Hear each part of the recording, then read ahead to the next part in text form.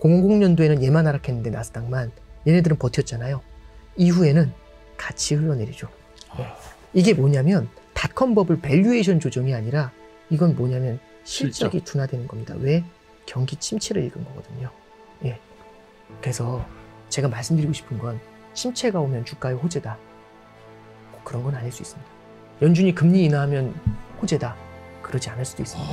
예. 그러니까 우리가 지금 오매불만 기다리는 건 금리 낮추면 폭등 이거잖아요. 금리를 낮추는 것까지도 아니고 이제 베이비 스텝으로만 전환 혹은 금리 인상을 종결 그것만이라도 기다리고 있죠. 물론 밸류에이션이 지금보다 이때가 훨씬 높아요.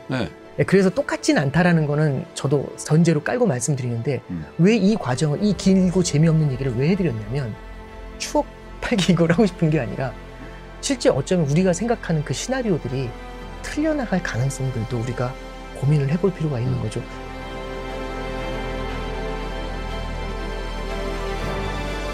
자, 3프로TV 시청자 여러분, 그리고 경제신과 함께로 들으신 우리 청취자 여러분, 그리고 전국에서 또 지구촌 곳곳에서 정말 우리 3프로TV 시청해 주시는 우리 투자자 여러분, 아유, 장상황이 이게 점입가병이라고 할까요? 예, 조금 나아진다 싶으면 다시 큰 파고가 몰려오고요. 또 그 파고를 조금 피하나 싶으면 더 큰 파고가 이렇게 몰려와서 여러분들도 참 힘드실 거고 이 방송을 이어가야 되는 저희들도 참 이렇게 힘든 날이 있을까 이런 생각이 듭니다. 그런데 문제는 이 파고가 크기도 클 뿐더러 굉장히 반복적으로 밀려온다는 데 있죠. 그래서 오늘은요, 여러분 참 미국의 경제 상황 또 페드의 어떤 금리 결정 과정 이런 것들을 여러분께 선생님처럼 소상하게 알려드리는 분이죠. 신한은행의 오건영 부부장을 모시고요. 과연 지금 상황을 어떻게 봐야 되는 건지, 혹은 또 예전의 닷컴 버블 상황과 견주어서 우리가 어떻게 반면교사할 수 있는가, 그런 지혜를 좀 얻어보도록 하겠습니다. 오건영 부부장님, 어서 오십시오. 네, 안녕하십니까. 네. 이렇게 주말에 나와주셔서 감사드립니다. 아닙니다. 네, 불러주셔서 감사합니다. 예. 네. 일단 미국 금리 인상 얘기를 조금 짚고 넘어가야 될 것 같은데 참 난리죠. 그런데 이게 금리 인상 속도를 보면은 이거 연준에서 오히려 지금은 좀 무리하는 거 아니냐. 이런 얘기들도 많이 나와요, 지금. 그죠? 어떻게 보세요? 그러니까 일단은 연준에 대해서 비난을 하는 가장 큰 이유 중에 하나는 이제 이런 것 같습니다. 그러니까 옛날에도 보면은 저기 군대 시절에 제 간부들 중에서 이렇게 초반에 막 되게 잘해주다가 나중에 막 말을 안 듣게 되면 확 갈구는 분들이 있죠. 그럼 이제 보통 평이 다 좀 이상한 사람이다. 서로 고롭죠. 이렇게, 그렇죠. 이렇게 이제 끝나거든요, 보통. 근데 이제 이런 사람이 있습니다. 초반에 막 괴롭게 하다가 점점 하나씩 풀어줘가지고 마지막에 진짜 친구처럼 편해지는 거죠. 그러면 그런 분들은 요즘도 연락하거든요. 그러니까 이제 저는 이제 조삼모사라는 단어가 있지 않습니까? 그 말이 좀 틀렸다는 생각을 좀 들어요. 왜냐하면 그 순간에는 같아 보이지만 그게 나중에 그 두 사람에 대한 레퓨테이션 평가는 다르게 적힐 거지 않습니까? 저는 이제 지금 연준이 똑같은 거라고 생각을 합니다. 뭐냐면 너무 잘해준 거죠. 왜냐하면 일본식 디플레이션에 대한 두려움이 워낙에 컸기 때문에 어떻게든 케어해 주려고 했던 그 모습이 너무 컸던 것 같아요. 그리고 이제 재작년에도 사실은 뭐 금리 인상은 상상조차 하지 않는다, 이제 이런 얘기를 파월 의장이 직접 했었을 정도니까 이런 것들이 이제 굉장히 좀 늦어진 게 아닌가 이제 생각이 되고요. 늦어진 만큼 뒤따라 올라가려는데 부담이 굉장히 큰 겁니다. 근데 이제 사실 연준이 바라보고 있는 건, 지금 제일 걱정하는 건, 그러니까 이렇게 빨리 갈 수밖에 없는 게, 이걸 그냥 내깔려 놔두면 기대 인플레이션이 고착화되는 문제가 생깁니다. 이제 많은 분들이랑 대화하다 보면 그 얘기를 하세요. 고착화되면 되잖아. 뭐가 문제지? 기대 인플레이션이라는 건 물가가 의례껏 오를 것 같다는 기대거든요. 그게 고착화됐었을 때 나타날 수 있는 문제점을 좀 생각을 해봐야 되고, 그 문제점이 현실화됐었을 때는 제 생각에는 지금 우리가 겪는 고통하고는 비교도 안 됩니다. 이건 앞으로 우리가 이제 성장을 갖다 담보하기 굉장히 어려워지고요. 70년대식으로 막 10년짜리 인플레이션? 그래서 이걸 깨기 위해서는 어마어마한 희생이 필요한 그런 케이스가 될 수가 있죠. 요거 잠깐만 컨셉만 설명을 좀 해드리면, 지금 차트를 한번 보시면은 이게 2000년 이후 미국 소비자 물가 지수 추이입니다. 그래서 보면은 굉장히 평온하게 가는 듯하다가 지금 보시면은 어마어마하게 올라 있는 걸 보실 수가 있죠. 그러니까 이게 뭐 거의 저도 경험해보지 못했던, 그렇죠. 제가 성년이 되고 나서는 경험해보지 못했던 이게 그런 물가죠. 40년 만에 인플레이션이지 않습니까? 그러니까 실제로 그 말씀이 맞는 거고요. 이제 그럼 우리 이제 어떤 걸 생각을 해볼 수 있냐면 저는 지금 무슨 말씀을 드렸냐면 인플레이션이라는 게 있고요. 네. 그 다음에 이제 기대 인플레이션이 있다라는 말씀을 드리고 있어요. 네. 그리고 두려운 거는 기대 인플레이션이 고착화되는 게 되게 두려울 수 있다라는 말씀을 드리고 있거든요. 그럼 이게 무슨 의미인지를 한번 잠깐 생각을 해보는 겁니다. 그러면 우리는 인플레이션이라는 단어를 생각해 보면은 일반적으로 물가가 올라간다라고 얘기를 하고요. 물가가 올라간다는 얘기는 뒤집어 말하면 화폐 가치가 하락한다라고 해석을 할 수 있겠죠. 그렇죠. 디플레이션이라는 건 물가가 하락한다는 말도 되지만 뒤집어 말하면 화폐 가치가 오른다는 말도 될 겁니다.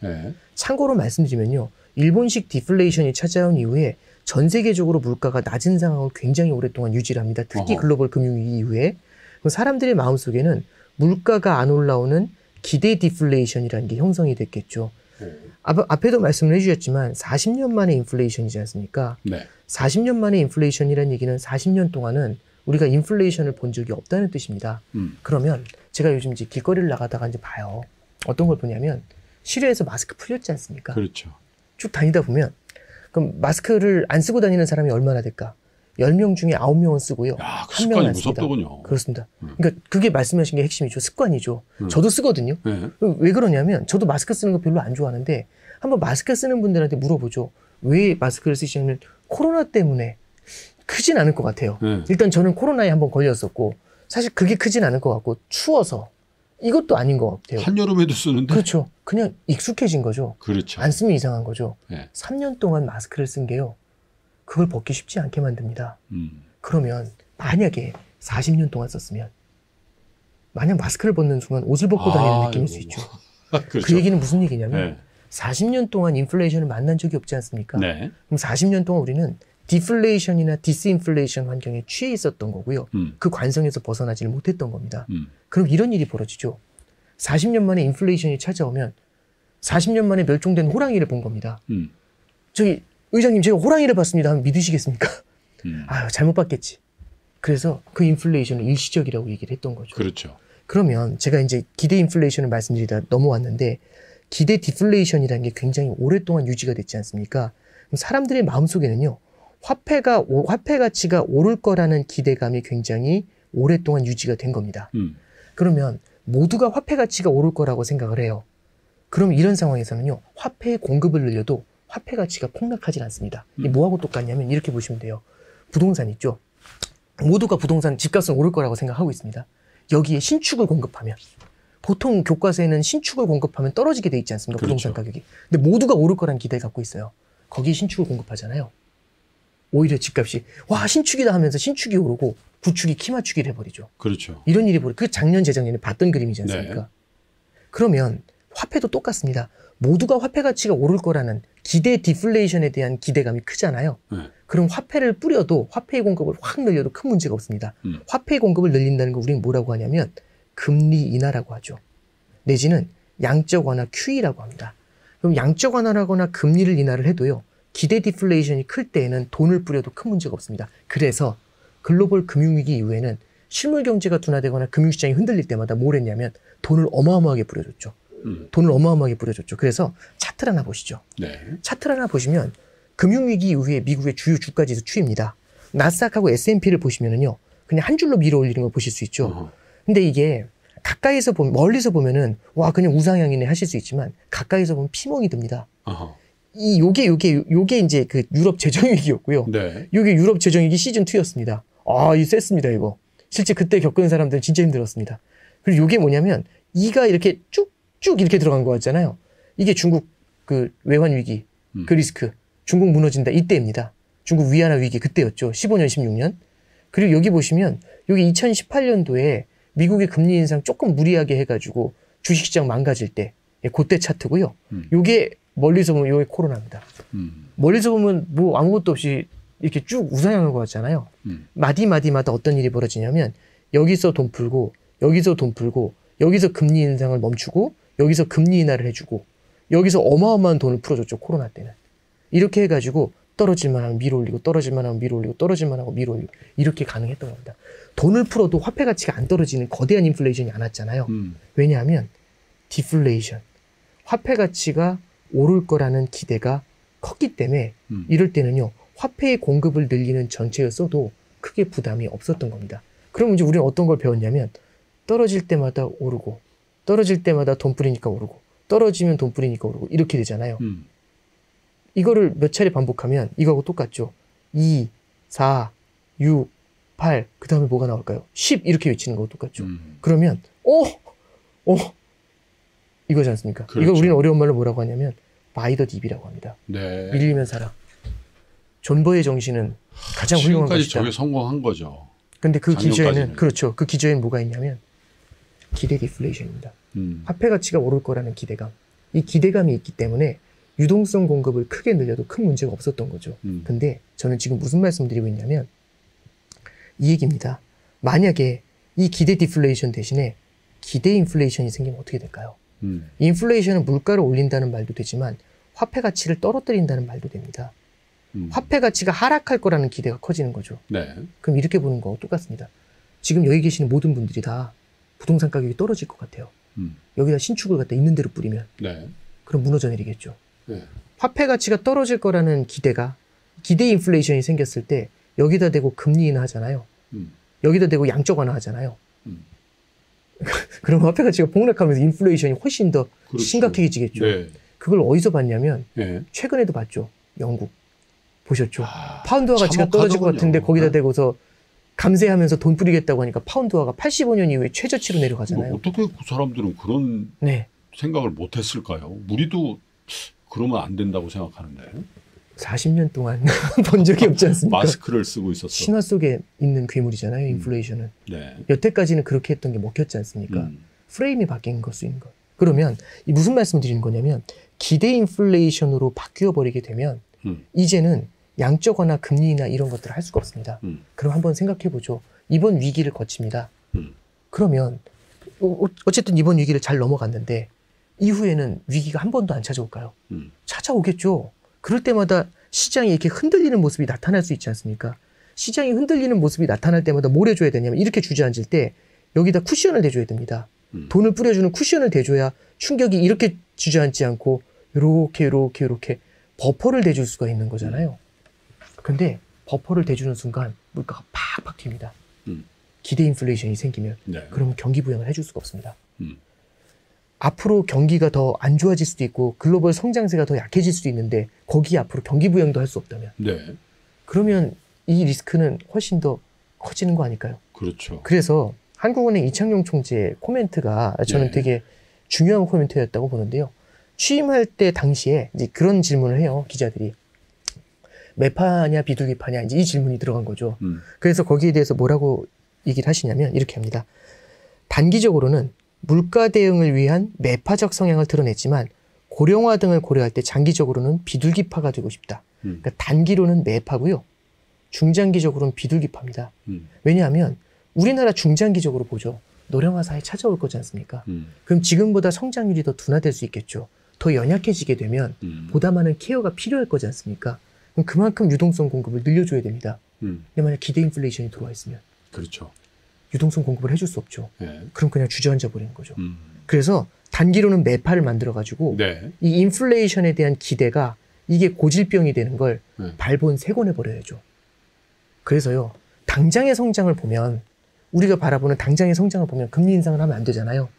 근데 지속 가능한 성장을 만들어내기 위해선 금리 인상을 해가지고 기대 인플레이션이 고착화되는 걸 사전에 제압을 해버려야 됩니다. 네. 이게 연준이 바라보는 거고요. 그럼 하나만 더 말씀을 드리면 이런 거죠. 그러면 기대 인플레이션이 고착화되려면 어떤 조건이 필요한가? 어려운 거 아니죠. 집값이 오를 거라는 기대는 언제 생기냐면 집값이 계속 오르면 생기는 거죠. 그렇죠. 굉장히 오랜 기간 동안. 네. 그러면 인플레이션의 고착화도 높은 수준의 인플레이션이 오랜 기간 이어지면 생길 겁니다. 네. 그 오랜 기간이 얼마인지는 아무도 몰라요. 근데 한 가지 확실한 건 뭐냐면 이 차트를 보시면요. 연준이 바라보는 물가 목표는 2%입니다. 네. 2%를 넘어선 게 작년도 21년도 3월이에요. 네. 저는 지금이 22년도 10월로 알고 있습니다. 네. 그러면 이 넘어있는 이 기간이 벌써 1년 7개월이 되어 있는 거죠. 어허. 그러면 거의 1년 반 동안 기침을 해왔던 겁니다. 네. 몇 년간 더 기침하면 폐병이 될까요? 모르죠. 모르죠. 근데 모르지만 플러스 알파겠지만 네. 이 기간이 늘어지면 늘어질수록 버벅거리면 버벅거릴수록 고질병이 될 확률은 높아지는 건 팩트겠죠. 그래서요. 연준이 시간이 없습니다. 시간이 없습니다. 왜냐하면 앞에 일정으로 깔고 가잖아요. 빨리 잡아주지 않으면 근데 빨리 잡아줘가지고 고질병이 되는 걸 막아줘야 되거든요. 근데 차트를 한번 보시면 암울하죠. 내려오려면 굉장히 많은 기간이 필요할 겁니다. 8.3에서 2%까지 내려오려면 근데 우리는 이제 8.3에서 8.1 이렇게 내려오면 박수 칠 거지 않습니까? 그렇죠. 근데 지금 그게 중요한 게 아니라 2%까지 내려가는데 굉장히 오랜 시간이 걸리니까 연준 입장에서는 초조한 거죠. 그러니까 세게 올릴 수밖에 없죠. 그리고 또 하나는 뭐냐면 결국에는 그러면은 금리 인상을 빠르게 하면 성장이 둔화되는데 물가도 빨리 낮아져야 되는데 계속 러시아에서는 송유관 잠그고 오펙 플러스에서는 감산한다고 얘기 나오고 얼마나 속이 타겠습니까? 그렇지. 그래서 바이든이 딱 그 얘기를 하죠. 오펙 플러스에서 감산한다는 정책이 딱 나오자마자 이거는 전 세계에 좋은 정책이 아니라는 얘기를 바로 비난을 해버리죠. 그리고 이제 세 번째 말씀드리면 뭐가 있냐면 자산 가격하고 인플레이션이 연결되어 있는지를 한번 생각을 해보는 겁니다. 네. 자산 가격이 너무 많이 오르면 사람들이 소비를 많이 할 수 있겠죠. 그러면 소비를 많이 하면은 공급이 별로 안 되는 상태에서 소비를 많이 하면 인플레이션이 더 강해질 수 있겠죠. 이게 자산 가격이 쉽사리 꺾이질 않습니다. 많이 떨어졌다라고 생각하실 수 있지만 이런 것도 있을 수 있죠. 떨어졌다가 밀어올리고 떨어졌다가 밀어올리고 이걸 학습했기 때문에 어떤 생각들을 하냐면 다 왔나? 다 왔나? 이런 생각들을 굉장히 많이 하죠. 그래서 뭘 봤냐면 6월달, 7월달에 이악 물고 75bp 인상을 2번 했지 않습니까? 네. 이때 주식시장이 긴장한 게 아니라 와 하고 환호성을 지르면서 나스닥 지수가 저점 대비해서 단기 25%를 끌어올립니다. 그러면 시장도 말을 안 듣죠. 연준과 반대로 하면 돈 번다고 생각하니까요. 그렇죠. 예, 권위가 떨어지는 거죠. 그렇죠. 그러면 연준의 신뢰도도 없습니다. 네. 신뢰도도 없고요. 목표치에서 너무 벗어나 있고 해야 될 게 너무 많고 세 번째는 국제 공조도 안 됩니다. 러시아에서 계속 송유관 잠궈요. 굉장히 힘겨워 보이지 않나요? 그렇죠. 그러니까 시간도 없잖아요. 예. 그러니까 이 지금 연준이 할 수 있는 건 빠르게 금리를 인상을 해가지고 예. 어떻게 해서든지 기대 인플레이션이 고착화되는 걸 막아야 되는 겁니다. 그래서 질문을 그렇게 주신 거잖아요. 왜 이렇게 서두르냐고. 예, 그들도 그러니까 40년 동안 쓴 마스크를 네. 벗는 연습을 억지로라도 시켜야 되겠다 이렇게 네. 생각한 거네. 네. 이거 근데 새로운 환경에 예, 적응해라. 그렇죠. 이게 여기서 만약에 제대로 하지 못하면 고질병이 되지 않습니까? 답이 없습니다. 그러면 이 고질병이 된 상태에서 그걸 잡았던 게 70년대거든요. 70년대 그걸 잡기 위해서 누가 등장하냐면 그 유명한 폴 볼커가 등장한 거고요. 네. 그래서 실업률이 10.7%까지 금융위기 때보다 높은 수준으로 올라가게 되죠. 그러니까 10년짜리 기대 인플레이션이 만들어지면 이거 깨려면 그만큼 더 큰 희생이 필요한 겁니다. 그렇죠. 그래서 이제 파월 의장이 그 얘기하는 거죠. 그렇게 금리 올리면 서민들이 충격을 받을 텐데요. 서민들이 충격을 받는 건 안다. 하지만 만약에 여기서 인플레이션이 더 강해져서 이게 고질병이 되면 더 많은 페인이 생길 것이다. 더 많은 고통이 생길 것이다. 그거 어디서 많이 듣던 얘기인데 우리 이창용 한국은행 총재도 거의 비슷한 워딩을 한 거 아니에요? 지금 거의 전 세계 중앙은행이 네. 워딩을 보시면 유럽 중앙은행도 똑같고요. 기대 인플레이션이 고착화되는 걸 막아야 된다는 얘기를 하고 있습니다. 일본 중앙은행조차도 양적 완화를 하고 있는 거기서도 비슷한 워딩을 하거든요. 그래서 지금 당장 인플레이션이 두려운 것도 있지만 인플레이션보다 두려운 건 그 이면에 있는 기대 인플레이션이 고착하고요. 네. 그걸 잡으려면 그렇군요. 지금 시간이 별로 없는 겁니다. 네. 자, 이게 어쨌든 지금 연준에서 우리가 생각했던 것보다 너무 강한 회초리를 들어서 네. 지금 시장이 휘청휘청하잖아요. 아이고 아파라, 아이고 아파라 그러고 네, 하고 네, 있는데. 그렇습니다. 네. 근데 이게 어떻게 보면 벌써 그게 20년이 훨씬 넘었는데 닷컴 버블 때로 돌아가서 생각해 보면 지금 사실 이게 뭐 크라이시스라고 하기는 좀 그렇고 네. 어떻게 보면 경제 현상의 과도한 쏠림 현상이 네. 좀 해소되어지는 과정에서 연준의 롤 네. 그리고 심리 시장 참여자 심리도 그때하고 좀 비슷한 거 아닌가 네네. 그런 생각이 좀 든단 말이에요. 네네. 그래서 닷컴 버블 때 지난번에 출연했을 때인가요? 네. 닷컴 버블 때 차트를 이제 인용하시기도 하고 그래서 그때 모티브가 돼서 한 번 더 하십시다. 그래서 네네. 이 주말에 이렇게 나오신 건데, 네네. 그죠? 네. 당시와 지금 비교를 해보면 어떤 생각이 드세요? 일단 저는 되게 중요한 부분을 짚어주셨다고 보는데요. 심리를 짚어주셨잖아요. 네. 닷컴 버블 때도 심리가 되게 비슷했습니다. 어떤 심리인지 잠깐 보여드리면 차트를 한번 잠깐 보시죠. 차트를 보시면요. 이게 나스닥 장기 차트입니다. 나스닥 장기 차트인데 제가 아까 전에 어떤 걸 보여드렸냐면 09년도 이후에 주가가 어떻게 움직였는지를 보여드렸었어요. 근데 09년도 이후에 주가가 올랐지 않습니까? 네. 이때 보면은 몇 번의 위기가 있었지만 돈 뿌리기로 해가지고 항상 이 밑을 메워줬었죠. 항상 저점을 밀어 올리는 구조입니다. 저점을 밀어 올리니까 버티면 된다라는 생각이 든 거고, 그래서 이제 생각한 게 뭐냐면 바이 더 딥이 생겨난 거죠. 그럼 사람들의 마음속에 어떤 게 있냐면요. 사람들의 심리에는 이런 게 있습니다. 첫 번째는요. 이익이 났을 때의 심리와 손실이 났을 때의 심리인데요. 똑같이 10% 이익과 10% 손실이 났다고 가정을 해볼게요. 그럼 여기서 느끼는 감정이 어느 게 클까? 그럼 이 기쁨하고 이 슬픔을 비교해보면 슬픔이 훨씬 큽니다. 훨씬 큽니다. 네. 그런데 재밌는 일은 이 슬픔 이상으로 큰 것도 있을 수 있다는 얘기죠. 그 슬픔 이상으로 큰 게 뭐냐면 이거는 어떻게 보면은 배가 고픈 거지 않습니까? 그렇죠. 배고픈 것보다 더 무서운 게 배 아픈 것일 수도 있죠. 그런 얘기 제일 싫어하지만 예, 어쨌든 인정. 내가 돈을 못 버는데 네. 다른 사람이 돈을 다 벌면. 자, 이런 겁니다. 제가 주식으로 돈을 못 버는데 워렌 버핏이 주식으로 돈을 벌었답니다. 그럼 어떤 느낌이냐면 그 사람은 신이잖아. 배 안 아픈데. 배 안 아프죠. 아니 뭐 훌륭한 분이지 않습니까? 네. 그 6인전에 나오고 저는 못 나오지만 뭐 버실 수 있지. 근데 저 고등학교 다닐 때 저보다 공부 못했던 개똥이가 벌면 배 아파요? 그건 얘기가 좀 달라지지 않을까요? 나는 그런가요? 저만 이상한 사람이 되는 건가요? 배신이신데요? 아니 솔직히 네네. 네? 주식을 오래 해서 그런지 예. 하여튼 예. 근데 이게 그런 것 같아요. 모든 사람이 주식으로 돈을 벌 수 있는데 저만 소외될 수 있다는 생각 있잖아요. 그런 건 있죠. 네. 그건 굉장히 큰 것 같아요. 포모. 그렇죠. 예. Fear of missing out이죠. 네. 저만 이 기회를 놓칠 것이라는 그 두려움. 이게 어찌 보면은 손실의 위험보다 손실에 대한 심리보다 더 클 수도 있어요. 그러면 이 포모는 어떻게 만들어지냐면 이것도 학습을 통해서 가르쳐집니다. 학습은 뭐냐면 떨어지지 않는다는 거죠. 놔두면 우상향. 존버의 정신. 그렇죠. 이런 걸 우리가 이제 볼 수가 있는데요. 이런 비슷한 그림이 언제 나타났었냐면 닷컴 버블 때도 비슷했습니다. 잠깐 보시면 자 여기 보시면요. 차트가 80년대부터 가져왔어요. 80년대 차트는 잠깐 놔두시고요. 90년대부터 보시죠. 90년대 나스닥이 500이었거든요. 걸프전 당시에. 1차 걸프전 당시에. 그게 쭉 밀어 올리죠. 쭉 밀어 올리다가 몇 차례 굴곡이 있는 건 보이시죠? 몇 차례 굴곡이 있었는데 이때마다 연준이 도와줍니다. 그래서 95년도에도 금리 인하를 한 적이 있고요. 그 다음에 98년도에도 죄송합니다. 98년도에도 금리 인하를 한 적이 있거든요.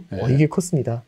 그러면서 어떻게 되냐면 항상 주식은 사면 이긴다라는 생각을 하게 만들어요. 그렇죠. 예, 그러면서요. 500이었던 나스닥이 5,050까지 올라갑니다. 얼마나 좋아. 이게 00년도 3월 10일입니다. 네.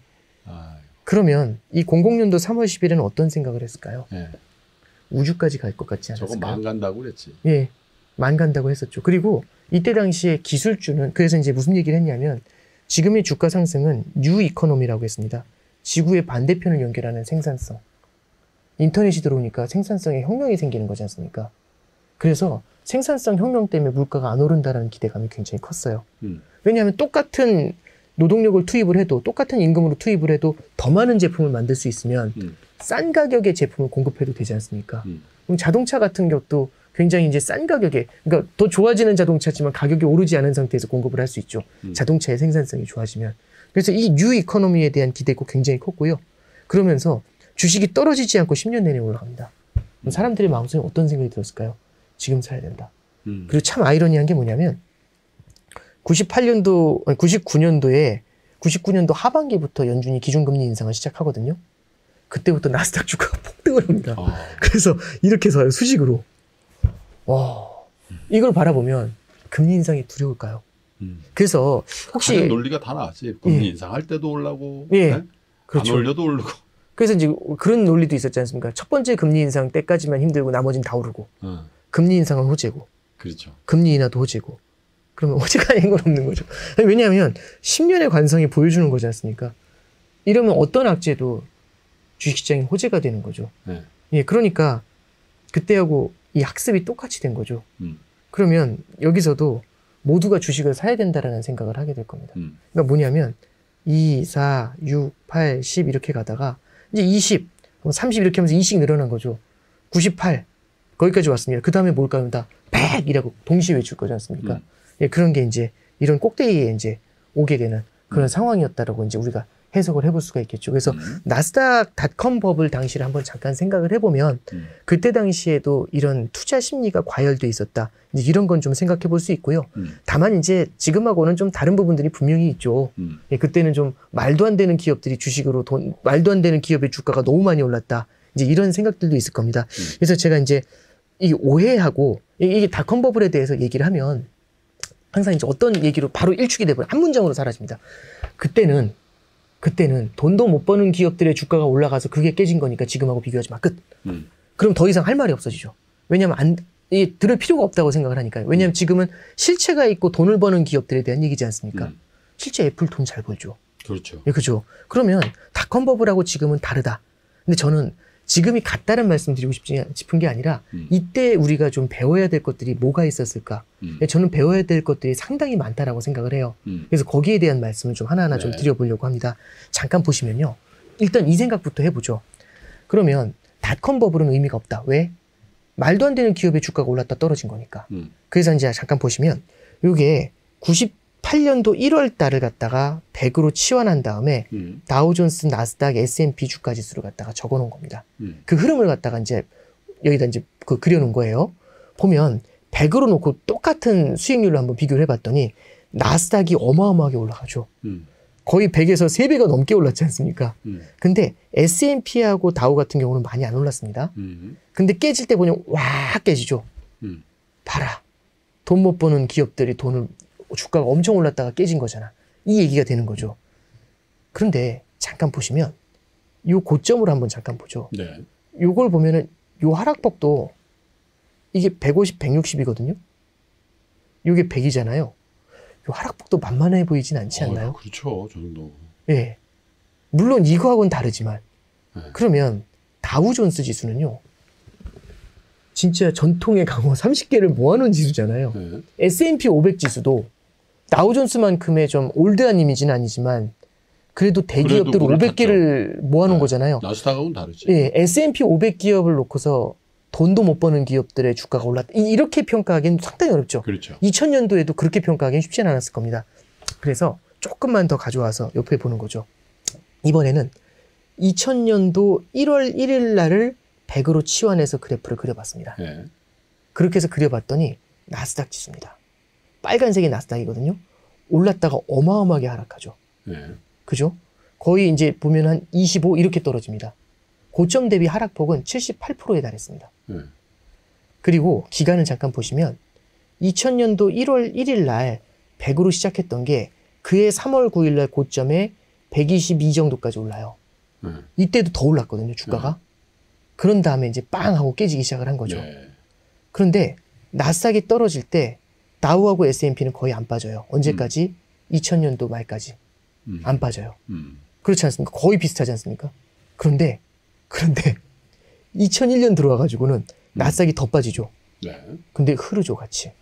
그래서 다우존스 같은 경우는 고점을 1월 1일을 100으로 놓으면 얼마가 나오냐면 70까지 떨어졌어요. 고점 대비.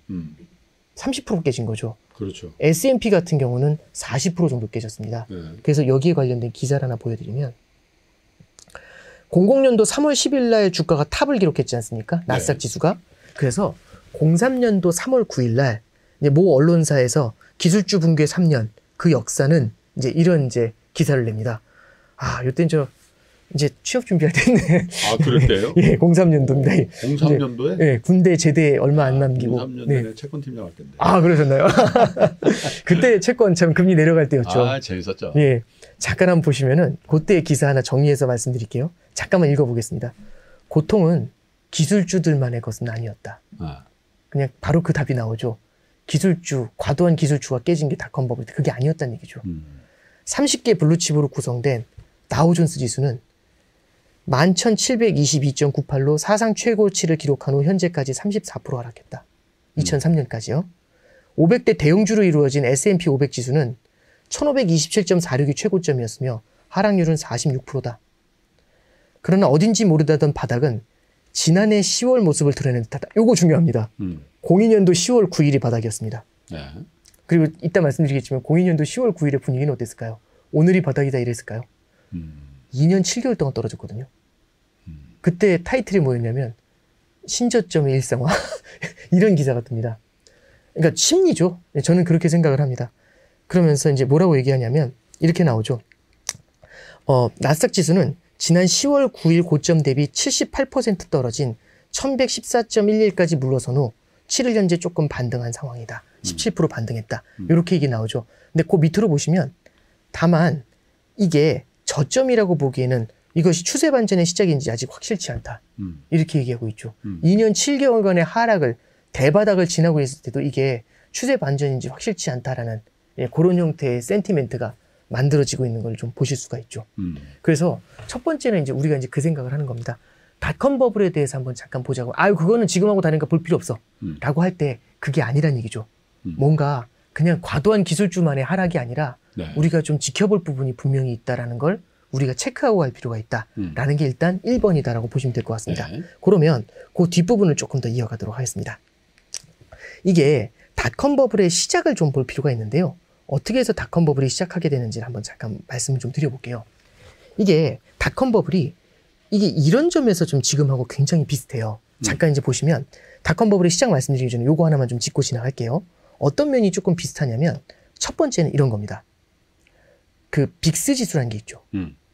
빅스 지수를 보면 이 빅스 지수는 공포 지수입니다. 그래서 주가가 하락할 때 탁탁 튀곤 하거든요.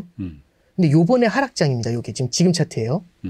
지금 나스닥 차트입니다. S&P 500 차트입니다. 그러면 보통 주가가 하락할 땐 탁탁 튀거든요. 주가가 하락할 땐 탁탁 튀거든요. 이게 코로나 때입니다. 그런데 생각나네요. 그런데 이거 보시죠. 안 떠요? 빅스가 생각보다 안 높죠. 네. 물론 떨리는 건 맞는데 네. 30언더에서 뜨고 있죠. 이상하지 않나요? 그러네요. 저는 코로나 때나 이때보다 느끼는 고통이 더 클 수도 있다고 생각하거든요. 지금 엄청 크지. 떨리거든요. 네. 공포지수가 많이 안 올라옵니다. 왜 그럴까요? 왜 그럴까? 이제 이런 생각을 하는 거죠. 단기에 급락하는 게 아니라 스팀아웃입니다. 젖어드는구나. 그러니까 바람을 이렇게 빼고 있는 거죠. 빼는 거죠. 지금 10개월째 빠지고 있지 않습니까? 하나 보시면 이 차트를 한번 보시죠. 이게 96년도부터 2008년도까지 S&P 500 지수와 빅스 지수입니다. 흔들릴 때마다 빅스가 탁탁 튀죠. 탁탁 튀죠. 그런데 잠깐 보시면 요 IT 버블, 닷컴 버블 붕괴될 때는요.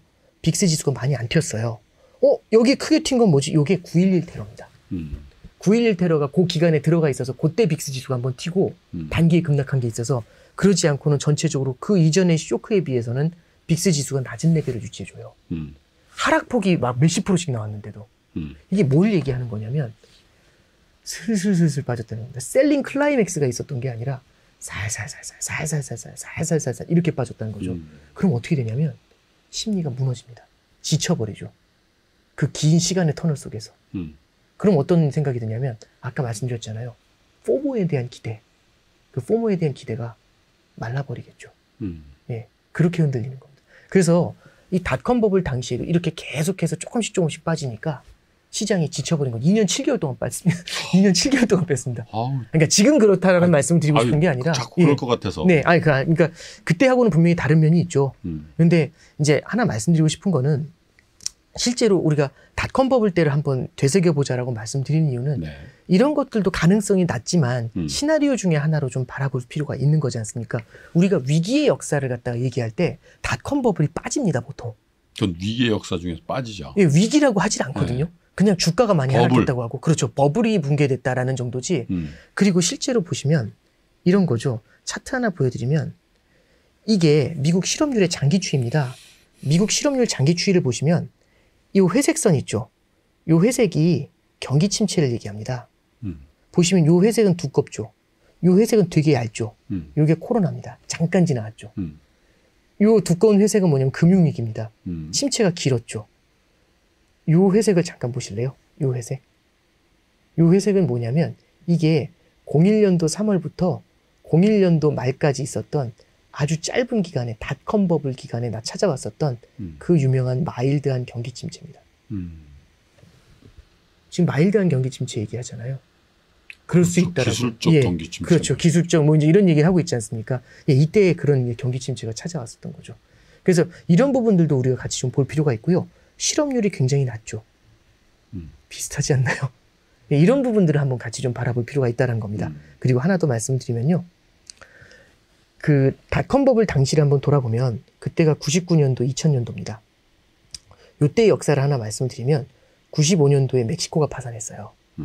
97년도에 3월에 태국, 7월에 인도네시아, 그 다음에 12월이죠. 대한민국이 외환위기를 선언합니다. 그렇죠. 네.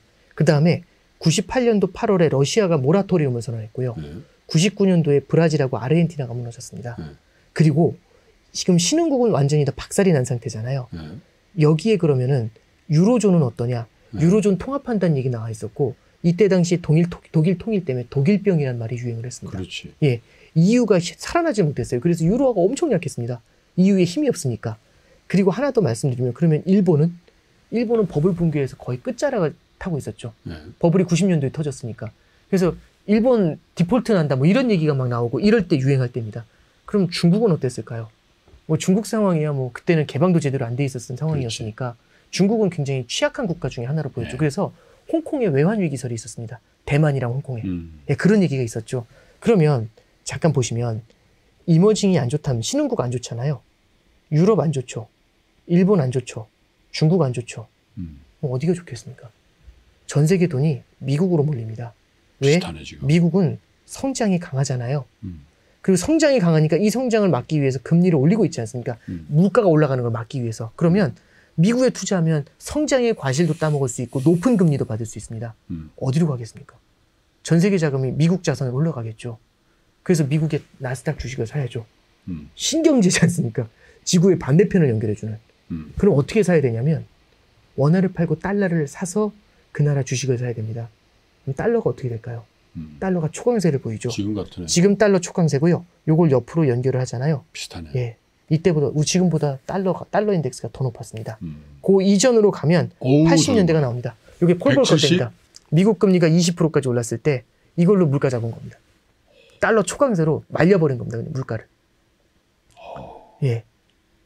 근데 이제 이건 뭐 80년대까지 가기에는. 아니, 그래서 비슷하다는 얘기입니까? 아니요. 그게 아니라 그때처럼, 그러니까 지금 만약에 인플레이션을 안 잡고 가면 이렇게 가야 됩니다.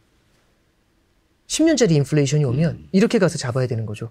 제가 이제 오늘 말씀드리긴 어렵지만은 인플레이션을 제압을 하고 10년 만에 인플레이션을 제압하고 82년도 8월 달에 뉴욕 증시가 대바닥을 찍거든요. 그때 이후로 빠지질 않고 오릅니다. 주가가. 언제까지 오르냐면 2000년도 3월 10일까지 오릅니다. 네. 그때 이제 인플레이션을 제압했다라는 그 승리를 선언한 이후에 주식시장이 굉장히 강한 추세적인 상승세를 이어갔죠. 예. 그건 지금 제 생각에 지금 말씀드리기엔 너무 좀 주제가 좀 다른 것 같고요. 네. 그래서 이제 말씀드리면 닷컴 버블 당시에도 미국의 온리 성장이라는 게 굉장히 강했었죠. 그러면 이때 당시에 달러가 굉장히 강했잖아요. 그럼 이 달러 인덱스가 지금은 이게 막 140, 이때 이제 120 이렇게 올라갈 때, 지금 113, 114지만 120 이렇게 올라갈 때 사람들이 어떤 생각을 했을까요? 이제 달러는 고점이다. 달러는 고점이다. 이제 다른 통화의 시대다. 이렇게 생각했을까요? 아니죠. 계속 간다고 봤겠죠. 아니, 계속 가죠. 왜냐하면 전 세계에 볼 나라가 없지 않습니까? 성장이 미국에만 쏠려 있는데. 근데 왜 달러 인덱스 보이시나요? 그래서 언제까지 떨어지냐면 07년도 10월 달까지 떨어집니다. 참고로 07년도 10월 달에 원달러 환율이 900원 밑으로 떨어졌습니다. 장중에 일시적으로. 그게 바닥이었죠. 원달러 환율의 바닥. 예. 아마 그래서 저는 이제 첫 번째 그래서 이 달러 인덱스의 장기 추이에 대해서 한번 말씀을 드리면서 지금하고의 공통점은 미국 중심의 불균형 성장이 있었다라는 걸 하나 더 말씀드릴 수 있고 그게 달러 강세라는 말로 치환이 될 수가 있겠죠. 예, 지금의 모습하고 비슷한 겁니다. 하나만 더 가보면 저는 통화정책 사이드에서도 굉장히 좀 비슷한 면이 좀 있다라고 생각을 해요. 잠깐 하나 보시면 이게 미국의 기준금리와 나스닥입니다. 여기서부터 이제 제가 몇 가지 비슷한 점을 말씀드린 다음에 그럼 이제 닷컴 버블이 어떻게 형성되는지를 좀 말씀드릴 수가 있을 것 같은데요. 하나만 좀 보여드리죠. 이게 연준에서는 어떤 정책을 썼냐면 98년도 8월이 됐습니다. 이때 누가 모라토리움을 선언하냐면 러시아가 이때 러시아가 모라토리움을 선언해요. 백제 이렇게 된 거죠. 그래서 이제 이때 당시 뭐 옐친 내각 막 무너지고 막 그랬었잖아요. 그렇죠. 예. 그래서 이제 러시아가 모라토리움을 선언해요. 근데 이 러시아에 대해서 이 러시아 모라토리엄 때문에 포지션을 반대로 잡으면서 롱숏을 했었던 헤지펀드가 하나 있습니다. 아, 롱텀. 그렇습니다. LTCM이 있었죠. 야, LTCM, 어마어마한 그렇죠. 학자들인데. 네. 네. 노벨 경제학상 받으신 분들, 그러니까. 진짜 드림팀이죠. 네. 이 LTCM이 파산을 선언하죠. 98년도 9월입니다.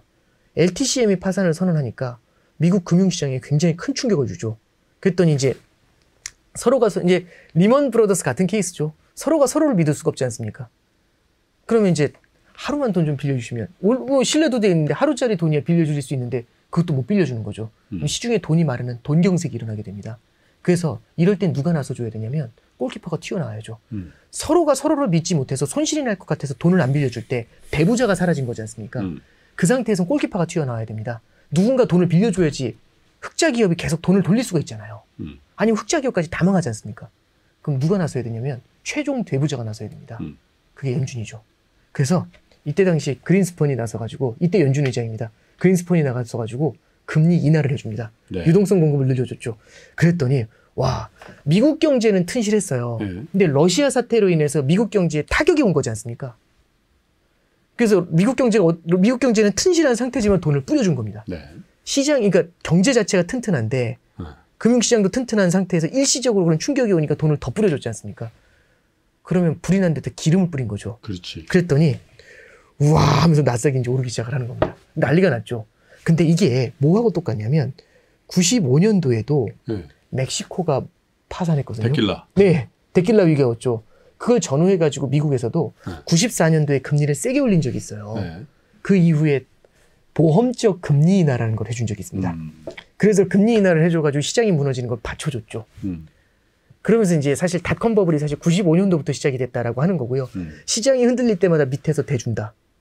밑에서 대주고 성장 나오고 이자 많이 주면 누가 미국을 안 가겠습니까? 그러니까 이제 결국에는 미국 시장 쪽으로 돈이 쏠리기 시작을 하는 거죠. 근데 여기서 하나 말씀드리고 싶은 게, 저는 기억하실지 모르겠는데 19년도의 기억을 한번 좀 새겨보는 거죠. 18년도 4분기에 연준이 금리를 많이 올리다가 시장이 망가졌습니다. 시장이 망가졌거든요. 미국 경제는 튼튼하지만 이때 미중 무역분 전쟁도 있고 난리도 아니었어요. 그러다 보니까 바로 어떤 일이 벌어지냐면, 바로 이제 연준에서 이제 시장이 막 무너져 내리니까 굉장히 힘들어져요. 그랬더니 파월 의장이 뭐라고 하냐면 금리 인하를 예고를 하게 됩니다. 그랬더니 기자가 물어보죠. 아니 미국 경제 이게 튼튼한데 무슨 금리 인하입니까? 했더니 파월 의장이 하는 얘기가, 우리 미국 경제는 튼튼하지만 중국과 유럽의 경기 둔화에서 찾아오는 미국 경제로의 역풍이 두렵습니다라는 표현을 써요. 네, 그러면서 기억나네요. 금리 인하를 하는데 보험적 금리 인하를 하겠습니다. 인슈어런스 컷이라는 표현을 써요. 그렇죠. 보험적 금리 인하라는 단어를 우리는 언제 들어봤냐면 이때 들어봤죠. 95년도에. 네. 그래서 어게인 1995 그 얘기가 나왔던 게 2019년의 얘기입니다. 네. 그 이후에 주식시장 어떻게 됐는지 날라갔죠. 잘 기억을 하실 겁니다. 네. 예, 2019년. 그 다음에 2020년도 초반에 이제 코로나 때 무너졌다가 더 많은 돈을 투하하면서 시장을 밀어 올렸죠. 그건 뭘 얘기하게 되냐면 연준이 밑에서 막아준다, 밑을 막아준다라는 연준 풋에 대한 확신? 그걸 심어준 거죠. 2, 4, 6, 8, 10 아니야 다음에 뭐 다른 게 나올 수 있어. 12, 14 계속 나간 거죠. 확실하네 16. 이걸 보여줬던 케이스죠. 그래서 이때 당시에도 결국에는 시작점은요. 연준이 밑바닥을 받쳐주면서 여기서부터 이제 신화가 써지기 시작을 합니다. 그런데 99년도 하반기까지 가요. 그랬더니 나스닥 지수가 꽤 많이 오른 겁니다. 나스닥 지수가 꽤 많이 올라가니까 이걸 어떻게 해서 이게 이제 사람들이 소비를 늘리기 시작을 하는 거죠. 그랬더니 슬금슬금 물가가 올라오기 시작을 합니다. 여태까지는 신경제 때문에 물가가 안 올라오는 줄 알았더니 사람들이 주식으로 돈을 많이 버니까 자산 가격이 뜨거워지면서 사람들이 소비를 늘리기 시작을 하는 거죠. 공급이 그걸 받쳐주지 못합니다. 그러면 어떻게 되냐면 이게 물가가 너무 많이 뛸 것 같지 않습니까? 그래서 어떻게 되냐면 중앙은행에서 99년도 하반기부터 연준이 기준금리 인상을 시작합니다.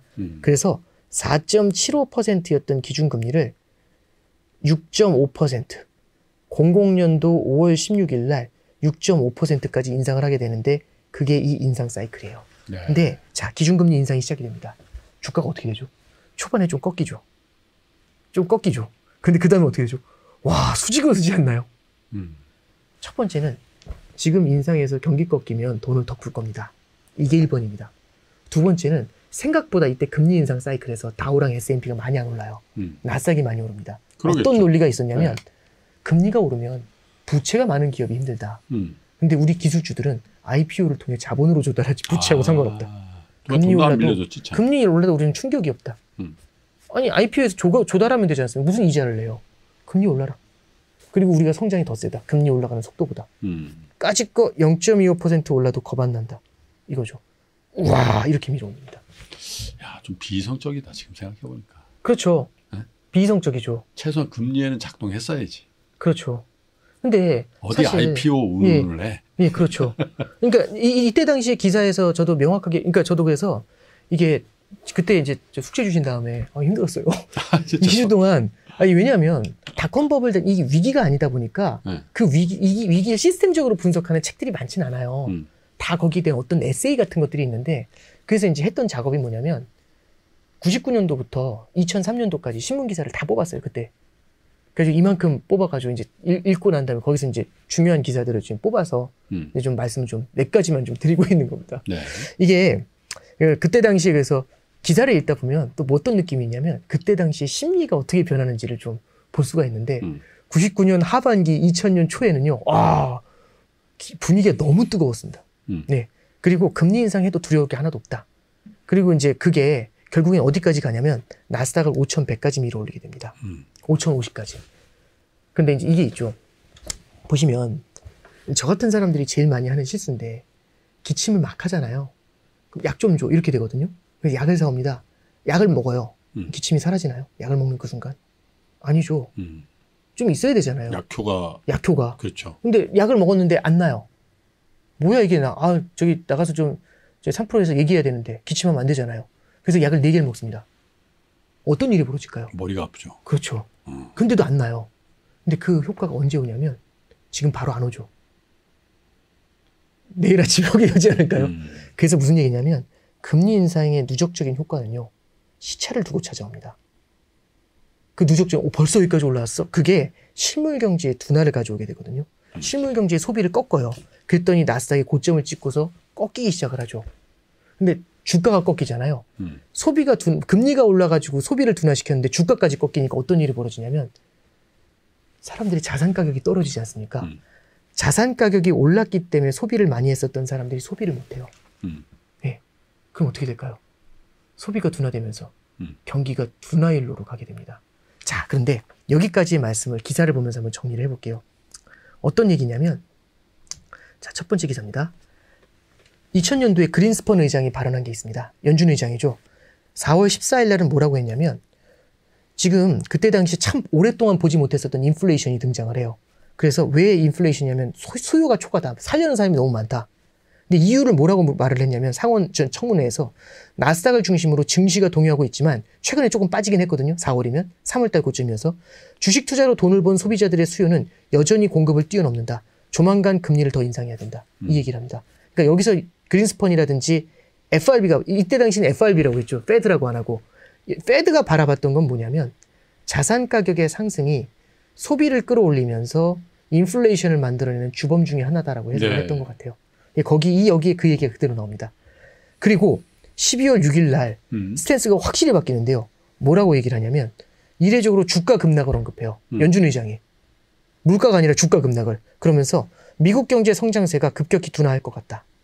자산 가치 하락과 금융시장의 과도한 우려가 소비 및 기업 투자를 지나치게 떨어뜨릴 수 있다며 은행들에게 신용 기준을 너무 강화하지 말라고 했다. 자산 가치 하락을 하니까 소비가 줄어드는 거죠. 경기가 둔화되죠.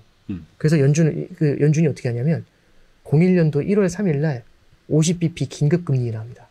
정례 회의도 아닌데 아무도 예상을 못했는데 50bp 긴급 금리 인하합니다. 회의 날도 아닌데 예. FOMC 회의도 아닌데. 예. 시장은 어땠을까요? 50bp 긴급 금리 인하. 브라보 하지 않았을까요? 당연하죠. 예. 그 얘기가 이제 뒤에 이어질 겁니다. 자, 조금만 더 가보죠. 네. 00년도 5월 달에 이때 94년 이후에 처음으로 50bp 금리 인상을 단행해요. 연준이. 근데 50bp 금리 인상을 단행할 때 사람들의 반응을 보면 뭐라고 얘기하냐면 이렇게 얘기합니다. 연준이 이번에도 지난해 6월 이후 5차례 금리 인상처럼 0.25%만 올릴 경우 금융긴축이 언제 끝날지 확신할 수 없게 된다는 게 시장 전문가들의 우려다. 이게 무슨 얘기냐면 빨리 올려서 빨리 끝내야지. 뭐 0.25씩 올려. 감질만 나게. 이 얘기하고 있는 거거든요. 그래서 뭐라고 하냐면 0.5% 인상이 단행된 경우 우리는 안도감에 따른 주가 상승을 기대할 수 있다. 이렇게 얘기를 하는 거죠. 0.5로 올려야 금리 인상도 이제 어느 정도 클리어해지고 물가도 잡으니까 주가가 더 오를 거 아닙니까? 라는 주장이죠. 뒤에 저 기사가 더 재밌네. 관할의 어린이용 아스피린 더 이상 필요 없다. 한꺼번에 하나를 달라. 아, 예, 멋있죠. 이게 외신에서 나온 얘기입니다. 부럽다, 부러워. 조금만 더 볼까요? 네? 예, 조금만 더 볼까요? 이날 시장은 이제 5월 16일 날 기준금리 인상된 다음에 0.5% 인상한 다음에 그 다음 날 기사입니다. 다음 날 새벽 기사죠. 이날 시장은 연준의 0.5% 금리 인상에도 불구하고 큰 폭의 오름세를 보였다. 금리 인상이라는 악재가 이미 시장에 충분히 반영됐고 그래서 매수세가 물밀듯이 유입이 됐다. 골드만삭스의 수석 투자 전략가인데 혹시 이분 이름 기억하실지 모르겠는데 에비 조셉 코엔이라는 분이 있어요. 기억나, 조셉 코엔. 기억나세요? 네, 맞아. 유명한 분이죠. 이분 기사 엄청 많아요. 그러니까. 이분이 98년도 8월에 LTCM 파산했잖아요. 맞아요. 그래서 주식시장 힘들 거 아니냐 이랬을 때 스트롱 바이 외쳤습니다. 그래서 그 영웅이 되거든요. 99년도에도 스트롱 바이. 그러다가 00년도 3월 달에 고점에서 너무 많이 올라서 쉬어가야 될 것 같아. 이 얘기 하니까 그때 꺾이거든요. 기가 막혔죠. 그래서 신이 된 거죠. 근데 이제 그 이후에는 이제 요즘 또 뭐 하시나? 코엔. 제가 알기에는 저 예전에 어떤 기사에서 본 적이 있는데 어디 교수 하시다가 은퇴하셨거나 저도 잘은 모르겠습니다. 어쨌든 뭐 지금은 뭐 이렇게 분석하시거나 그러진 않는 것 같아요. 옛날 기사 보다 보면 요즘 유명한 분들 많이 나옵니다. 우리도 한 30년 있다가 우리 후대 세대 그때 오건영 부부잖아요. 이런 거 아니야? 그 사람 건 정말 들을 거 없었어 이런 얘기 하실 수 있죠. 네. 그건 아니지. 네네. 그래서 여기 이제 뭐라고 하냐면 앞으로 주가는 계속 상승할 것이다. 이때 무슨 얘기했냐면 불확실성이 해소됐다. 예, 그렇잖아요. 0.25 올릴지 0.5 올릴지 모르는데 불확실했는데 0.5 올렸으니까 확실해졌잖아요. 네. 그래서 이제 기사 3은 50bp 전후 인상 이만큼 시장에 자신감이 있었던 거죠. 그렇군요. 예. 그래서 잠깐만 보시죠. 그래서 이제 이렇게 됩니다. 기준금리 인상하고 제가 비교해가지고 말씀을 좀 드리고 있는데요. 조금만 좀 구체적으로 말씀을 드리면 여기 그 99년도에 계속 금리 인상을 하다가 방금 전에 말씀드린 게 여기에 50bp 금리 인상이 있었던 겁니다. 시장은 이때 한번 깨졌었고요. 이미 50bp 금리 인상을 한 다음에 초반에는 좀 오르다가 그 다음에는 이 누적 효과가 너무 크다 보니까 휘청 주저앉아요. 이때부터 실제 사람들의 소비가 위축되는 움직임이 나타나게 됩니다. 그래서 연준이 어떻게 되냐면 금리 인상을 멈춥니다. 시장이 어떻게 반응했을까요? 그렇게 힘들던 금리 인상을 드디어 멈췄지 않습니까? 그러면 브라보 하지 않았을까요? 예, 브라보 하죠. 그래서 5천에서 3천까지 급전직하였던 게 4천까지 올라옵니다. 더블탑을 때리죠. 더블탑을 기록하죠. 근데 이때 분위기가 조금 달라요. 이때 다시 한번 무슨 생각이 드냐면 연준은 역시 우리가 생각했던 친절한 그린스펀시야. 이 생각을 한 거고요. 역시 봐. 조금 빠지니까 이제 답 없으니까 금리 인상 멈췄잖아. 이 얘기를 한 거고 6월 달부터 금리 인상을 멈췄거든요. 그랬더니 7, 8월에 주가가 어마어마하게 뛰었습니다. 그래서 이제 이렇게 이제 바닥에서부터 들어 올린 거거든요. 이제 이때 이제 분위기를 보면 근데 예전하고 조금 달라진 게 있어요. 뭐가 달라지냐면 금리가 많이 올랐지 않습니까? 그래서 이럴 때는 예전처럼 아무 주식이나 가면 안 되고요. 딱 진짜 금리 인상도 견딜 수 있는 진짜 제대로 된 수익 내는 퀄리티주로 가야죠. 그래서 퀄리티주로 자금이 쏠리기 시작합니다. 그래서 센 놈한테 계속 몰려요. 그 센 놈이 누구였냐면 인텔이라는 애가 있습니다. 요즘 좀 맛이 갔는데. 그렇죠. 요즘은 아닌데 이때 당시엔 인텔이 셌죠. 그래서 뭐 어떻게 나오냐면 기사 한번 보시죠. 이렇게 나옵니다. 반등에 대한 기대가 나오는데 8월 21일 날 기사입니다. 00년도. 종목별로 살펴보면 인텔이 단연 돋보이고 있다. 댄 나일스라는 사람은 아직도 아십니다. 요즘도 IT 분석하세요. 예. 그래서 인텔이 굉장히 좋을 것 같다. 이제 이 얘기를 하고 있는 거죠. 그러면서 이제 기술주 랠리에 대한 투자자들의 기대가 살아나면서 앞으로 6개월간 첨단 기술주가 엄청 오를 것 같다라고 얘기하는 게 9월 3일 날 기사입니다. 이게 외신의 기사죠. 자, 그러면 그 다음에 이제 얘기를 좀 한번 보여드리면 근데 9월 22일 날 불과 딱 한 달 지났죠. 어떤 얘기가 나면 뉴욕 주식시장에서 인텔의 실적 부진 전망에 투매 물량이 쏟아지면서 나스닥 지수가 개장 몇 분 만에 5% 이상 폭락세로 출발을 했다. 주인공인 인텔은 23% 급락하면서 하루에 23% 떨어지는데 이게 사상 최대 하락폭이었다고 합니다. 이렇게 나오게 되죠. 그리고 고해 말입니다. 00년도 12월 달 보면 9월에 인텔 등의 간판 기술주들이 잇따라 3분기 실적 둔화 우려를 경고하면서 기술주 추락이 시작됐죠. 4분기 실적 경고로 이어지면서 좀처럼 끝날 기미를 보이지 않는다. 이런 얘기하죠. 여기 조세 코엔 또 나옵니다. 자, 그러면 지금 4번, 5번 기사 보면서 인텔 말씀드렸잖아요. 퀄러티주가 어떻게 움직였는지를 보시죠. 이때 퀄러티주인데요. 빨간색이 시스코라는 기업입니다. 네트워크 장비 기업이죠. 기억하시죠? 흥미했었죠. 네. 까만색이 인텔입니다. 하늘색이 나스닥이에요. 나스닥이 아까 전에 5천에서 3천으로 떨어진 다음에 더블 탑 이거였잖아요. 나스닥은 고점에서 아직 많이 멀죠. 인텔은 전고점 벗겼습니다. 9월에. 그렇구나. 몰렸죠, 돈이. 네. 돈이 몰렸죠. 다른 애들은 줬는데. 뭐죠? 애플 정도인가? 그런 케이스가 될 수도 있죠. 네, 그죠? 그러면 지금 애플 보면 사실 얼마 전까지만 얼마 안 빠졌었거든요. 예, 그러니까 계속 돈이 몰리는 모습들이 나타나게 되죠. 근데 끝은 비슷하지 않습니까? 이게 100으로 시작한 건데. 예. 그래서 이제 하락할 때 보면은 결국에 저점은 똑같이 02년도 10월 9일에 저점이 나오게 되죠. 예. 그래서 이때 당시에 인텔로의 유동성 쏠림이 생긴 거고요. 그 유동성 쏠림에도 불구하고 인텔도 결국에는 실물 경기가 둔화가 되니까 답이 없지 않습니까? 이러면서 이제 반도체 매출이 줄어들게 되면서 반도체 주가가 쭉쭉 하락하는 이제 그런 그림 맞게 되죠. 인텔이 하락하는 폭은요, 나스닥 하락하는 것보다 맞은 게 하루에 23% 빠졌잖아요. 이렇게 맞았죠. 예. 그래서 이제 그 퀄러티주로의 쏠림도 이때 당시 이제 이거죠. 금리 인상을 멈췄을 때 금리 인상을 하다가 금리 인상을 이렇게 멈췄지 않습니까? 퀄러티주로의 쏠림도 마찬가지로 지금처럼 나타났습니다. 근데 그 퀄러티주의 쏠림도 결국에는 시장이 흘러가니까 시간이 흘러가니까 결국에는 퀄러티주들도 버티지 못하고 흘러내려버렸던 게 닷컴 버블 때 얘기죠. 자, 그러면 이제 여기까지 되게 분위기가 안 좋았지 않습니까? 그렇지. 그러면 다시 이제 여기로 돌아갑니다. 이제 00년도 말쯤 되니까 어떤 얘기가 나오냐면 그린스펀 의장이 그 얘기를 해요. 주가가 올라가지고 사람들이 소비를 늘린 거잖아요. 그렇지. 그래서 물가가 오르고 너무 뜨거운 수요 때문에 물가가 오르니까 이거 잡기 위해서 금리 인상을 한 거잖아요. 그죠? 그래서 어떤 얘기를 하냐면 그린스펀이 12월 달 초에 은행연합회에서 얘기를 할 때 경기가 둔화돼가지고 금리 인하를 해야 되나? 이런 식의 얘기를 해요. 그걸 잠깐 보시죠. 역시 그린스펀이 구세주다. 12월 6일 날 기사입니다. 00년도. 첨단 기술주 부진과 주요 기업들이 실적 악화로 침체에서 벗어나지 못했던 뉴욕 주식시장이 5일 모처럼 활짝 웃었다. 앨런 그린스펀이 긴축적 통화 기조를 완화할 것임을 시사하면서 나스닥 지수가 사상 최대폭 상승했다. 이런 변화는 연준의 초점이 인플레이션에서 경기 둔화로 이동했으며 지금은 인플레이션보다 경기 둔화보다 인플레이션이잖아요. 그렇죠. 인플레이션은 경기 둔화로 이어졌으며 결과적으로 금리 인하가 임박했음을 의미한다. 얼마나 기대감이 컸을까요? 네. 다들 앞이 안 보이고 사면초가니까 하늘을 바라본 거죠. 금리 인하 해야지. 금리 인하 해야지. 왜 안 해주는데 이러고 있었을 텐데 이 얘기가 터진 거죠. 사상 최대폭 폭등했죠. 10% 넘게 올랐습니다. 하루에. 하루에? 예. 조금만 더 갈게요. 1월 4일 날 기사입니다. 네. 제가 아까 말씀드렸죠. 1월 3일 날 그해 01년도 1월 3일 날 긴급 금리 인하했죠. 그 다음 날 기사입니다. 나스닥 시장에서는 연준의 기습적인 금리 인하 발표 동시에 투자자들이 앞다퉈 사자에 나서 나스닥 지수가 전일보다 14.17%나 폭등한 2,600을 단숨에 회복했다는 하죠. 저 때는 주식을 안 할 텐가? 이 같은 상승폭은 나스닥 시장이 개설한 이래 가장 큰 폭으로 기록된다. 미국 주식 안 할 때지. 앞에 가장 큰 폭이 있었잖아요. 그래서 지금까지 최대 상승폭은 지난해 12월 5일에 10.48%였다. 이렇게 한 나오죠. 달도 전. 네, 이날 연준의 전격적인 금리 인하 조치는 그 누구도 생각지 못했던 일종의 깜짝 쇼였다. 이렇게 얘기하고 있습니다. 역시 그린스펀이죠. 예. 그래서 이때부터 01년도 1월 달에 긴급 금리 인하가 나왔지 않습니까? 그럼 전망치가 어떻게 바뀌었을까요? 이제 간다. 드디어 왔다.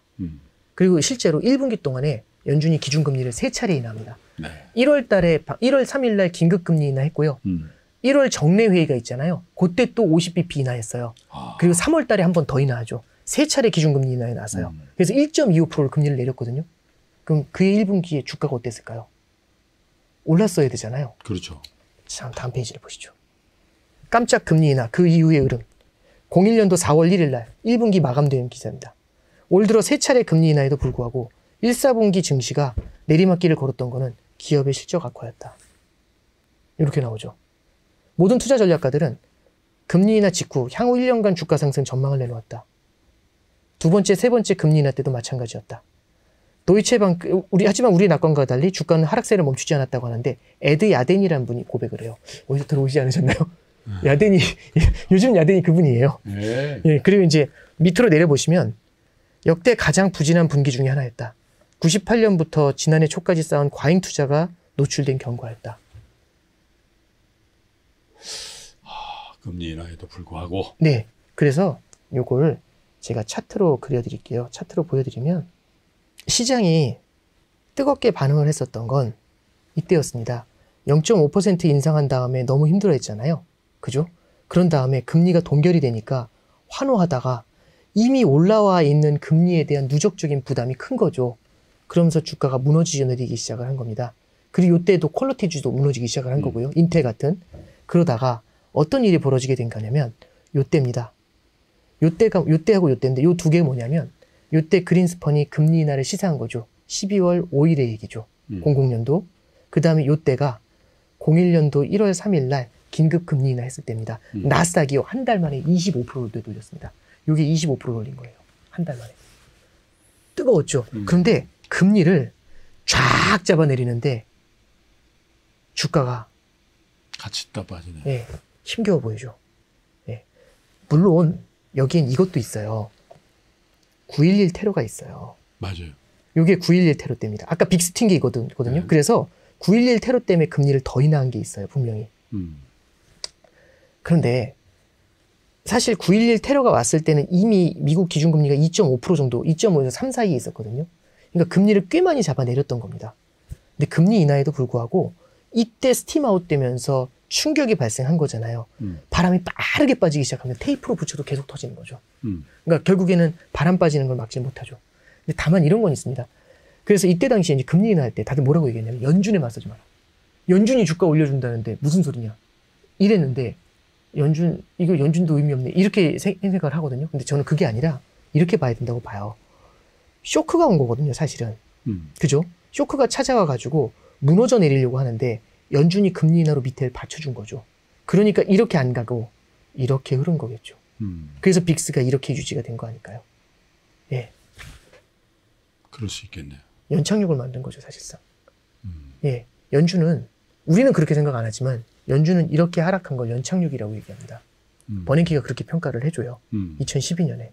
그래서 저는 이제 지금의 우리한테 던져주는 시사점들이 좀 분명히 있다라고 생각을 하고요. 겁니까? 예. 정리를 좀 해서 말씀드리면 사실 드릴 말씀은 많아요. 예. 이때 9.11 테러도 있었고 이해 말에 엔론 파산이 있었어요. 02년도 7월에는 월드컴도 파산했어요. 예, 그런 것들이 주식시장에 준 악재들도 분명히 있었죠. 근데 굉장히 오랜 기간 주가가 하락을 했다는 겁니다. 그리고 나스닥만 하락한 게 아니라 이때 경기 침체를 읽고 난 요 국면에서는요. S&P 500 지수하고요. 다우존스 지수도 같이 하락했습니다. 그게 아까 전에 제가 보여드렸었던 그 차트죠. 요거잖아요. 얘만 하락한, 이때는 00년도에는 얘만 하락했는데 나스닥만 얘네들은 버텼잖아요. 이후에는 같이 흘러내리죠. 네. 이게 뭐냐면 닷컴 버블 밸류에이션 조정이 아니라 이건 뭐냐면 실적이 둔화되는 겁니다. 왜? 경기 침체를 읽은 거거든요. 예. 그래서 제가 말씀드리고 싶은 건 침체가 오면 주가의 호재다. 뭐 그런 건 아닐 수 있습니다. 금리를 낮춰줘도. 연준이 금리 인하하면 호재다. 그러지 않을 수도 있습니다. 예, 그러니까 우리가 지금 오매불만 기다리는 건 금리 낮추면 폭등 이거잖아요. 금리를 낮추는 것까지도 아니고 네. 이제 베이비 스텝으로만 전환 네. 혹은 네. 금리 상승을 인상을 종결 네. 그것만이라도 기다리고 있죠. 예, 그러니까 물론 밸류에이션이 지금보다 이때가 훨씬 높아요. 네. 예, 그래서 똑같진 않다라는 거는 저도 전제로 깔고 말씀드리는데 왜 이 과정을 이 길고 재미없는 얘기를 왜 해드렸냐면 추억 팔기 이걸 하고 싶은 게 아니라 실제 어쩌면 우리가 생각하는 그 시나리오들이 틀려나갈 가능성들도 우리가 고민을 해볼 필요가 있는 거죠. 지금 많은 분들이 저한테 물어보시는 건 금리 인상 언제 멈추냐. 근데 사실 미국 금리가 고민이 되시는 게 아니라 사실 이런 것들이 자산시장에 미치는 영향이 궁금하신 거거든요. 그래서 저는 일단 첫 번째 꼭 말씀드리고 싶은 거는 네. 이게 결국에는 우리가 생각하는 것처럼 금리 인상, 금리 인하 이거에 의해서 모든 자산시장이 움직이거나 그런 게 아니다. 라는 걸 좀 말씀드리고 싶고 지금 결국에는 우리가 경기 침체 우려가 생기고 있잖아요. 경기 침체가 났을 때 경기 침체가 딱 발생을 했었을 때 이 경기 침체라는 건 결국에는 기업의 실적을 둔화시키는 요인이 될 수 있지 않습니까? 이런 것들은 어떻게 보면은 제가 뭐 주식은 잘 모르지만 실적이 둔화됐었을 때는 어떤 이슈에도 주식시장에는 긍정적일 수는 없거든요. 여기에 대한 반론이 어마어마한 돈을 퍼주면 되잖아. 라는 반론이 나올 수 있잖아요. 근데 제가 초반에 기대 인플레이션의 고착화를 말씀드렸죠. 저는 그게 되게 중요하다고 생각합니다. 한번 잠깐 생각해 볼까요? 자, 인플레이션 잡았습니다. 근데 코로나 같은 게 하나 또 터져요. 그러면 20년도 4월 때처럼 그렇게 돈을 풀 수 있을까요? 못 풀죠. 못 풀죠, 이제. 왜? 그냥 푼다고 하면 난리 날걸요. 그때 못 봤냐고. 그거 못 봤냐고. 그렇게 못 풀죠. 절대 못 풀 겁니다. 그리고 기대 인플레이션이 고착화되면 아예 풀지도 못하죠. 영국처럼 되니까. 돈 푸는 순간 파운더가 폭락해버리지 않습니까? 그럼 풀 수가 없는 거죠. 예. 그래서 저는 좀 이제 우리가 딱 하나 생각을 하는 게 그런 거잖아요. 경기 침체가 호재다. 그렇잖아요. 그게 어쩌면 맞지 않을 수도 있다는 얘기죠. 네. 00년도에는 그걸 믿었던 겁니다. 경기 침체가 오면 차라리 다른 연준이, 기업은 흔들리지만 연준이 돈을 풀기 때문에 기술주는 좋을 거야. 지금도 그러고 있죠, 사실은. 그러니까 예, 저는 그래서 어느 한쪽 자산으로의 쏠림이 이런 것들을 저는 만든다, 이런 형태를 만든다라고 보고요. 그런 심리적인 부분에서는 비슷하게 닮아 있는 부분은 분명히 있다라고 생각이 듭니다. 그리고 또 하나 좀 말씀드릴 건 이제 그런 거 있잖아요. 저는 이 퀄리티 주식에 대해서도 아까 말씀드렸는데 저는 영원한 건 없는 것 같아요. 뭐든지 영원한 주식이 있다. 그러진 않은 것 같아요. 그러니까 여기서는 이때 당시에는 윈드라고 했습니다. 그래서 뭐 이제 거기에 뭐가 들어가냐면 인텔도 들어가고요. 마이크로소프트도 들어가고 이제 이런 기업들이 몇 개가 있었어요. 이런 기업들이 굉장히 큰 인기를 끌었었거든요. 근데 그런 기업들도 이 시스코 같은 경우도 전 세계 네트워크 장비인데 전 세계 인터넷이 깔리잖아요. 그러니까 사실상 굉장히 아름다운 꿈을 보여준 거죠. 근데 전 세계에 깔린 건 맞잖아요. 근데 주가는 가지 못하는 케이스도 발생할 수 있죠. 왜냐하면 앞에 너무 드림으로 땡겨버렸죠. 이때도 PDR이라는 말이 있더라고요. 드림을 갖고 프라이싱을 한다. 그때도 있었어요? 예. 그러니까 정확하게 그 지표를 쓴 건 아닌데 드림을 갖고서 프라이싱을 한다라는 얘기가 있더라고요. 기사들 중에서. PDR이라는 얘기가 어디서 들린다라고 얘기할 때 그때 주식을 버렸어야 되는구나. 저는 근데 그러니까 똑같이 이때가 이랬으니까 지금도 이럴 것이다. 이렇게 비교하는 것보다 PDR이라고 얘기가 나왔었잖아요, 리포트에. 그렇죠. 이제 일부 밸류에이션이 높은 기업들 같은 경우는 금리 인상에 취약할 수밖에 없는 케이스가 될 수 있죠. 아크 같은 경우도 그런데 이제 들어갈 수 있다라고 봅니다. 근데 이제 뭐 전체적으로 너무 좀 우울한 말씀만 좀 드린 것 같아서. 근데 이때 당시에 저는 또 하나 좀 말씀드리고 싶은 건 뭐냐면 요것도 있는 것 같아요. 미국 경제가 그러면은 영원히 좋을 것인가라는 얘기죠. 그래서 보면 아까 달러를 보여드렸잖아요. 달러를 보여드리면서 말씀드린 게 이때는 아무것도 보이지 않았던 겁니다. 미국을 제외한 non-US 국가들 중에서는 아무것도 안 남거든요. 그렇잖아요. 그럼 미국 달러가 약해질 이유가 없죠. 아무리 시장이 흔들려도 오히려 달러 강세가 와야죠. 안전자산이니까. 근데 달러가 약세로 전환이 되지 않습니까? 그리고 이때는 누가 장식하냐면 브릭스가 장식을 하게 됩니다. 그리고 받아줬다 이거지. 네. 그리고 하나 더 말씀드리면 01년도였을 겁니다. 01년도 12월 초에 무슨 일이 일어나냐면 중국이 WTO에 가입을 하죠. 근데 지금은 저런 모멘텀이 없죠. 그러니까 이제 저는 그렇게 생각을 해요. 00년도, 01년도에 중국이 WTO에 가입하는 걸 보면서 오케이, 이거다. 수요 축의 이동이다. 성장 축의 이동이다. 이렇게 얘기하는 사람은 적어도 제가 봤던 기사 중에는 없었습니다. 네. 그러니까 저는 그런 것 같아요. 그러니까 이게 그때 또 뭐 중국을 배려해줘서 했다라기보다는 결국에는 무언가 성장에 대한 동력이 필요하니까 무언가 이제 이런 과정들이 나타났던 거죠. 그러지 않았을까요? 그렇죠. 그러니까 이제 저는 항상 인류의 역사를 보면 정반합이잖아요. 그러지 않나요? 그러니까 어려워지면 공조가 생겨나면서 무언가 새로운 활로를 찾는 거지 않습니까? 공조가 지금. 그러니까 저는 2000년도에도 이브로 에이시스라고 해가지고 악의 축이라는 표현이 있었어요. 부시 대통령이 무서운 사람이었지 않습니까? 하나 말씀드리면 저는 이 차트가 되게 저는 의미 있다라고 생각을 하는데 2000년도 주요국 증시 흐름을 보시면 2000년도가 아니라 이제 여기 이제 90년대 주요국 증시 흐름을 보시면 나스닥 이게 90년도 초를 100으로 놓은 겁니다. 나스닥 날아가죠. 그죠? 예. 10배 올랐네. 예. S&P하고 다우도 날아가죠. 3배 오르죠. MSCI 이머징 보시죠. 기었네요. 예. 쩔었죠, 그냥. 예. 오히려 모멘텀이 많이 생기는 97년도 요때 동아시아 외환위기 터지죠. 요거하고 비교가 많이 되지 않습니까? 일본 증시는 굳이 보여드리지 않아도 아마 아실 것 같습니다. 그죠? 그럼 이때는 미국의 시대죠. 그러면 이 끝에서 사람들이 이머징을 말할까? 아니면은 미국을 말할까? 미국 투자가 답이라고 하지 않았을까요? 그렇죠. 예. 2000년도에는. 그런데 2000년대 주요국 증시 흐름 보시죠. 보시면 요걸 100으로 한 겁니다. 2000년도 1월 1일을.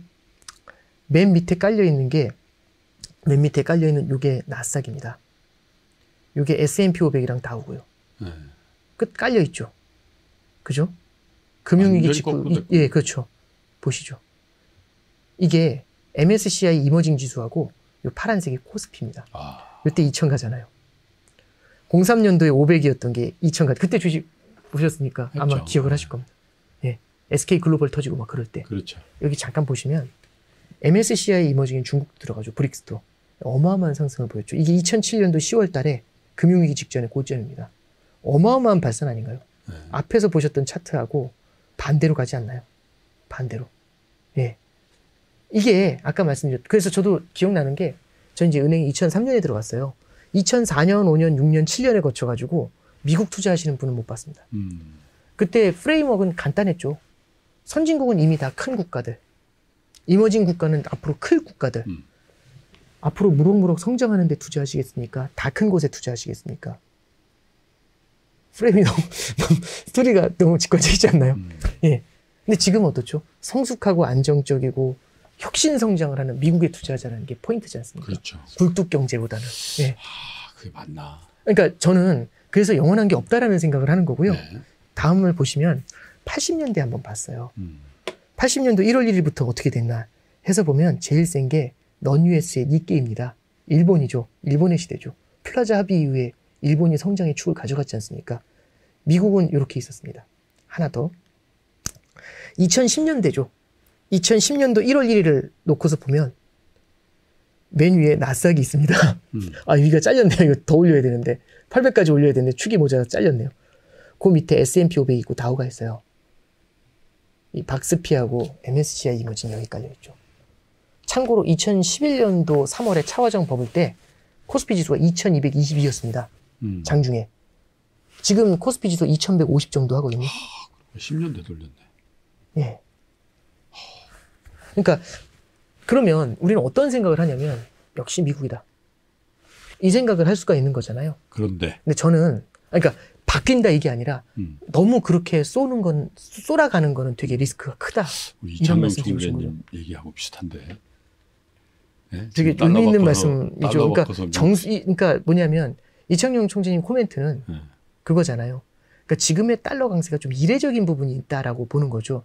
이례적인 것에 되돌림이 나타났을 때는 오히려 이제 달러만 갖고 있으면 된다라는 그 생각이 흔들릴 수 있다라는 거겠죠. 그러니까 저는 이때도 아까 그 달러 차트 보여드렸잖아요. 예, 이때도 그 생각은 틀리지 않았었다라고 봐요. 이때 누가 달러가 떨어질 거라고 생각했겠습니까? 예, 지금 누가 달러가 떨어진다고 생각을 하겠어요. 예, 예, 저는 그래서 모르겠습니다만. 그럼 이제 아까 전에 뭐 WTO 이런 꿈 같은 얘기를 해드렸잖아요. 그럼 다들 들으시면 저도 딱 들으면 아유 그건 그때고 지금은 달라. 앞이 안 보여. 그런 걸 찾아 나가는 게 이제 그런 걸 찾아내려고 하는 게 그렇죠. 이렇게 어려울 때 예, 저같이 이제 능력 없는 사람들이 해야 되는 소임이 아닌가 생각합니다. 그래도 이제 오 부부장님처럼 이런 것들을 2주의 시간을 이렇게 투자해서 1시간 반 가량 우리 투자자들 위해서 이렇게 열성적으로 설명을 해주신 분이 있으니까 그래도 위안이 되고 또 야 우리의 투자는 어떻게 해야 되나 누군 그런다는데 금리 상승만 멈추면 그날부터 날아간다는데 저걸 보니까 그렇지도 않은 편도 있구만. 물론 그때하고 지금 펀더멘탈도 다르고 또 밸류에이션도 다르죠. 네. 그래서 꼭 저렇게 된다라는 게 아니라 너무 일방적으로 진행된 회의론 네. 그리고 너무 일방적으로 진행된 비교 우위 네. 이런 부분들에 대해서는 한번 찬찬하게 네. 좀 생각을 해보자. 참고로 네. 00년도에 미국 금리가 6.5까지 올라갔잖아요. 네. 그때 이머징의 상황이 어땠을까요? 네. 97년, 98년, 99년에 다 도산했지 않습니까? 그렇죠. 제2의 IMF는 따놓은 동상 아닌가요? 그 정도면? 외환보유도 없는데. 그러니까요.